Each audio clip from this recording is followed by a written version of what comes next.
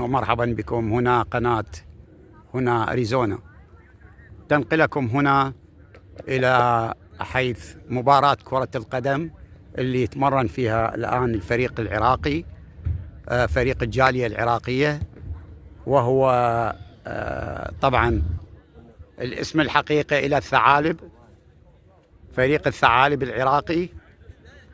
وهذا فريق خطر جدا، يعني ما يقدر يوقف يمه أي فريق. نحاول نلتقي مع اللاعب ريسان وهو خارج يمين خطر، سيعطينا نبذة مختصرة قليلة عن الفريق. هلا ريسان، شلونك؟ هلا ابو حيدر، شلون صحتك؟ زين ان شاء الله. اعطينا يعني انت بالجالية يعني قديم وبالفريق قديم، نبذة مختصرة عن الفريق. نبذة مختصرة عن الفريق. نعم. فريق الجالية العراقية صار له ما يقارب 20 سنة احنا نتمرن ونشترك ببطولات مع المكسيكان ومع الجاليات الموجودة هنا بأريزونا. نعم. وتقريبا صار لنا فترة ما يقارب ال10 سنوات، فترة طويلة يعني توقفنا عن المشاركات مع نعم. الفرق. نعم. ولكن استمرينا بالتمرين، صار لنا يعني هالفترة كلها زمنية ما زين. توقفنا عن التمرين. زين. ولاعبينا المخضرمين كلهم موجودين هنا، سيجون للتمرين. نعم. وراح نشوفهم ان شاء الله. زين، اخر مباراة لكم هنا مع اي فريق كانت؟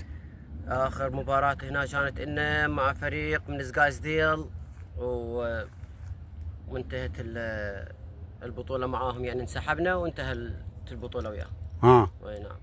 زين، نقدر نلتقي ببعض الاخوة اللاعبين باعتبارك نعم، رئيس الفريق؟ المخضرمين استاذ غانم، استاذ غانم القرعاوي، كلهم موجودين.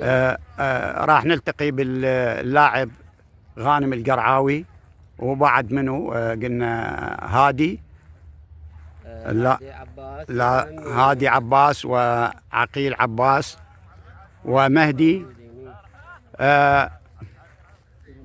هذا مهدي، مهدي العراقي، مع أنه صغير لكنه لاعب خطر جدا.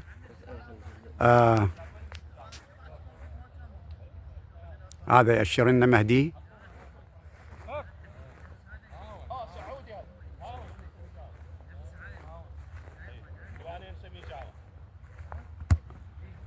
الله، هذا سعد، اللاعب سعد بن فوزي، وهو لاعب خطر خارج يمين، ومعاه مهدي.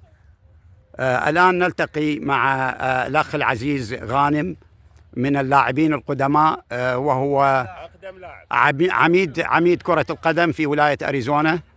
أستاذ غانم، شلون صحتك؟ زين إن شاء الله، الله يحفظك.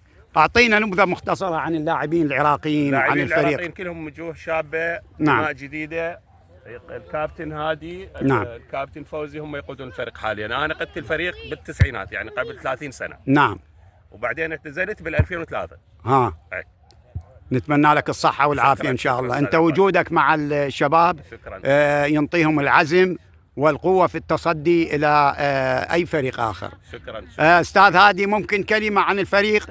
أي كلمة. فوزي الكابتن. فوزي هو الأخ فوزي يقول أنا مستقيل. أنت كلمة عن الفريق، كلمة أو كلمتين. الفريق مالتنا شباب، نعم، يحبون كرة القدم، يحبون كرة القدم، يجون يتونسون ورا الشغل، نجي نتونس. أي يجي ساعة زمان كل واحد يروح لأهله. نعم. زين، هذا اسم الثعالب فريقكم، في الفريق الثعالب العراقي. طعنونا به، لكن مع الأسف صحيح. الثعالب وهم الصقور. ولكن الثعالب دائما تفوز. لعد ننتقل إلى عقيل تشوفوه لاعب خارج يمين. محمد، شلون صحتك؟ أعطينا يعني نبذة مختصرة عن تدريبكم وعن فد أي شيء. بس لعبة زينة. لعبة زينة وسهلة. نعم. بس لازم تستخدم عقلك. نعم. والتمارين شلونكم؟ الحمد لله زينين. يوميا تجون تمرنون لو لكم وقت محدد؟ كل يوم ورا يوم.